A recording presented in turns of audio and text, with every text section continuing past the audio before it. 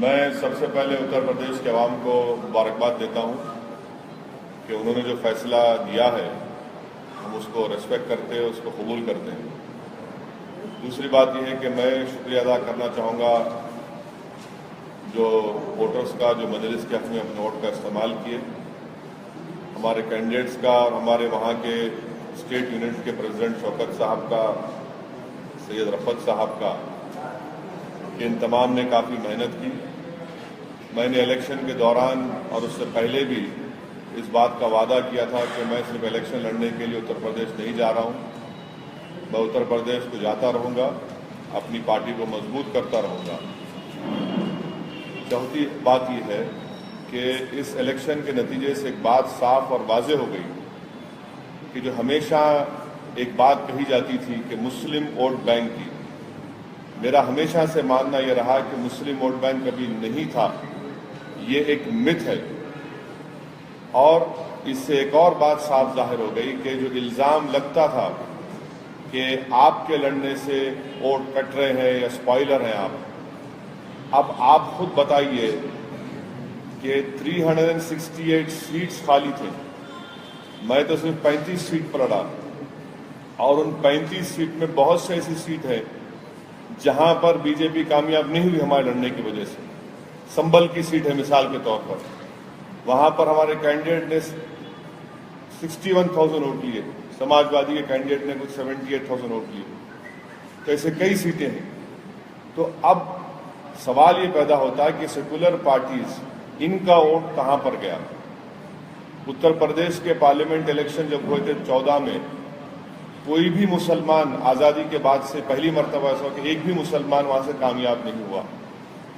अब ये खुद सेकुलर पार्टीज जो अपने आप को सेकुलर कहते हैं वो खुद सोचें, इंट्रोस्पेक्शन करें और मेरे सवाल का जवाब दें कि भाई आपका वोट कहां पर चला गया। क्या अभी भी वो उस पर गौर करेंगे या फिर इल्जाम लगाते रहेंगे। और आखिरी बात यह है कि समाजवादी पार्टी का कोई काम नहीं था वहां पर, लोग तंग थे समाजवादी पार्टी उनके करप्शन से, उनके खानदानी झगड़े से, और यही वजह है कि मेरे ख्याल से 55-60 सीट पर समाजवादी सिमट जाएगी। और आखिरी बात यह है कि जो मायावती ने कहा है, इलेक्शन कमीशन को लेटर लिखा है, मैं उम्मीद करता हूं कि इलेक्शन कमीशन मायावती के इस जो उन्होंने इस इशू को उठाया उसका इलेक्शन कमीशन जवाब देगा, क्योंकि मायावती उत्तर प्रदेश की 4 मरतबा वो मुख्यमंत्री रह चुकी है। ये मुझको कहना है।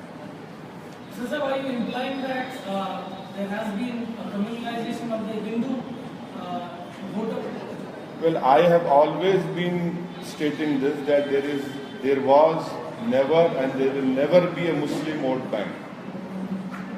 It has always been the opposite, because if there was a Muslim vote bank, the socio-education indicators of Muslim Uttar Pradesh would have been much better, and Muzaffarnagar would not have happened. तो आपके तरफ से बिहार के बाद आपने मेहनत बहुत की, यहाँ पे यूपी में, तो आपकी तरफ से अपनी पार्टी की तरफ से काम कर रही है। अब ये तो एक बहुत बड़ा सब्जेक्टिव चीज़ है, यकीनन कहीं ना कहीं कमी रही होगी, मगर याद रखिए पहली मर्तबा जब इलेक्शन लड़ रहे हैं तो कोई मेरे सोच में ही नहीं था कि मैं इतनी बड़ी सीटें जीत जाऊंगा। मेरा मकसद ये था कि मैं लड़ूं इलेक्शन, अपनी पार्टी को मजबूत करूं, और अल्हम्दुलिल्लाह वो काम हो चुका है।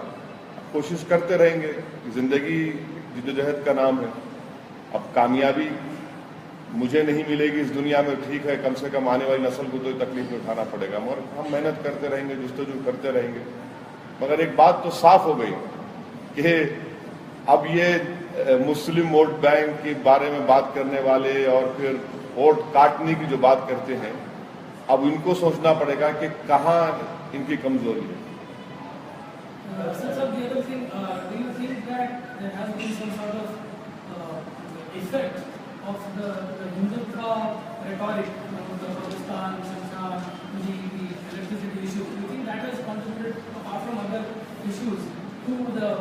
Well, let me answer your question in this way.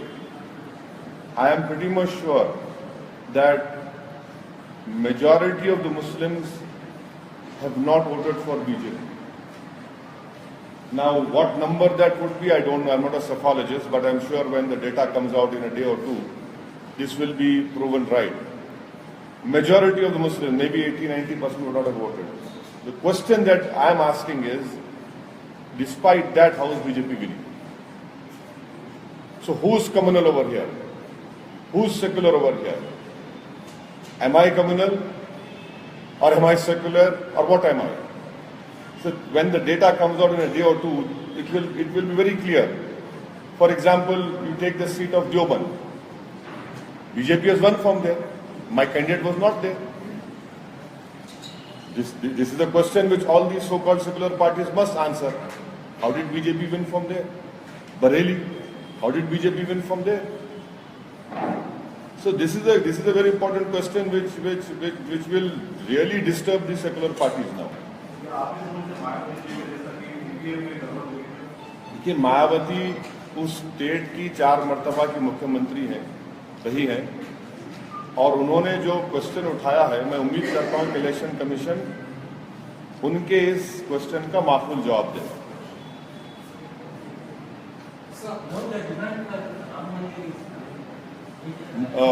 Come again. हाँ. BJP also?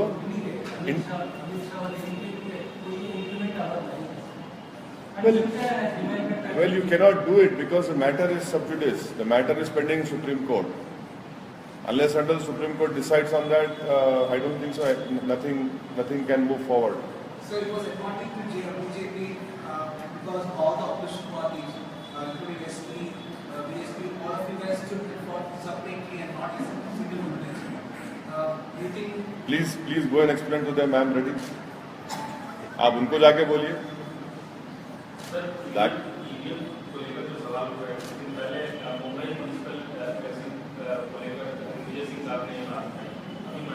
अरे छोड़िए, उसके बारे में जोकर है वो, उसके फोन से लेता हो, छोड़िए उसके बारे में, उसका नाम मत लीजिए, कम से कम यहाँ पर तो नहीं. अरे क्यों मूड खराब कर रहे हैं अपना? अरे वो जहाँ रहेगा वो अच्छा है. यहाँ पे कांग्रेस में जब तक ऐसे लोग रहेंगे, कांग्रेस में उठेगी तेलंगाना में, बहुत अच्छा है. रहने दीजिए.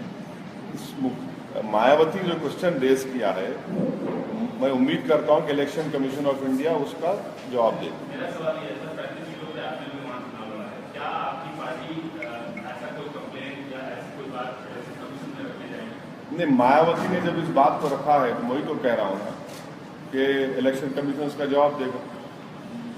सर ये बताइए, राहुल गांधी और अखिलेश का ये मैच है अभी मोदी के लिए? हाँ, राहुल गांधी और Akhilesh Yadav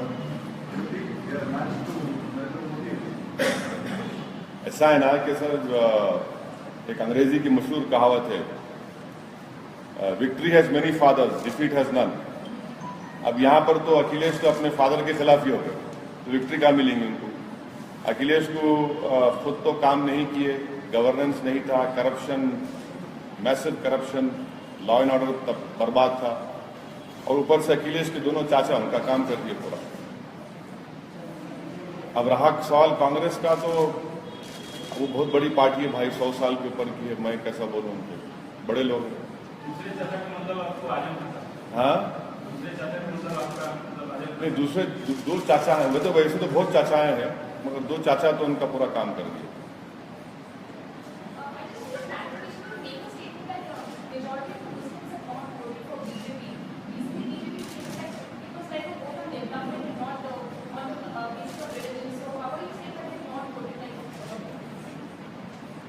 You see, when you say development, if you open a computer, the login name would be development, but the password is Hindutva.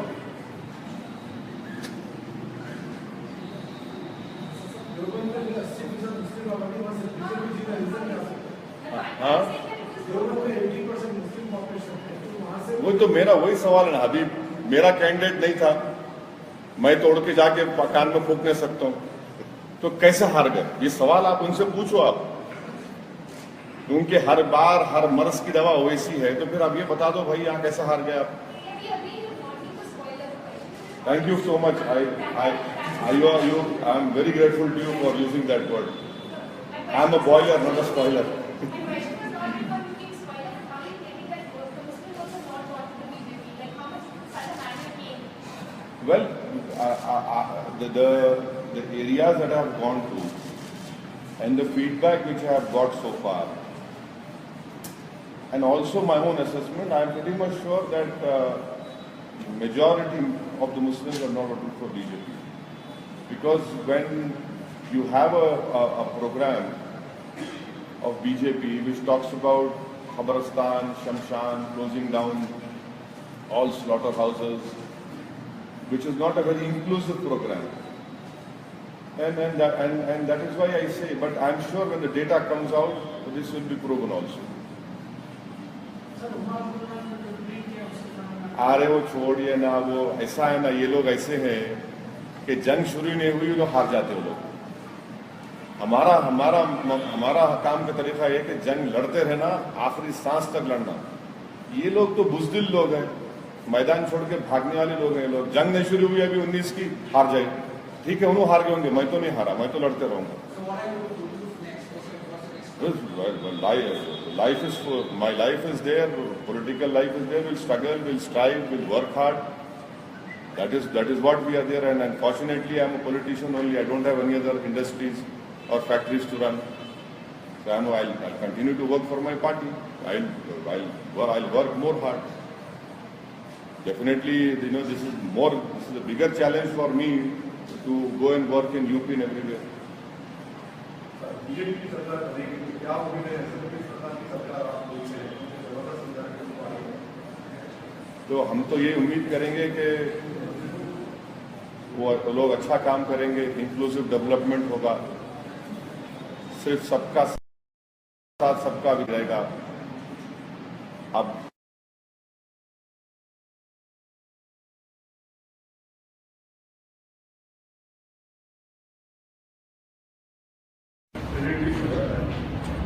अब वो किसको देते हैं वो आप बेहतर जान सकते हैं। जी टीवी पे आप लोग चला रहे हैं अभी, today tomorrow, because there are many TV channels who are not getting ads, there many TV channels who have let down journalist, there many newspapers are not getting advertisement, so the effect has started, people will realise it, if not today definitely in another 2-3 months, the real impact of it would be known to each and everyone.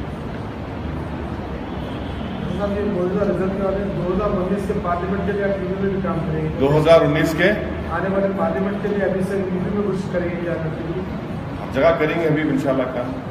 यहाँ हैदराबाद में पहले करेंगे, UP में करेंगे, सब करेंगे इंशाल्लाह।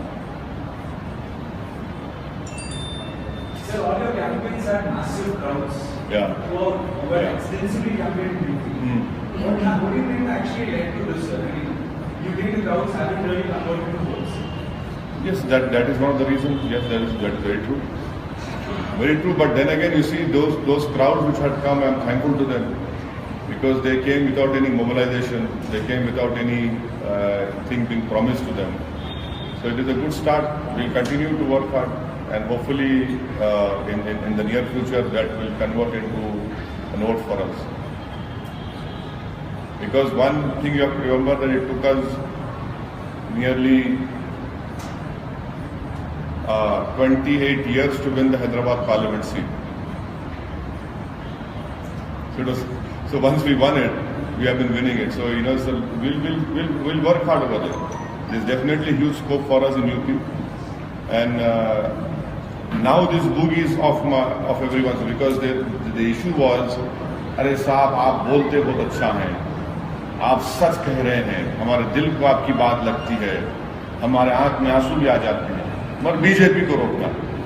अब हो गया, अब वही लोग बोलेंगे नहीं सर, तो हो गया, आपका साथ है।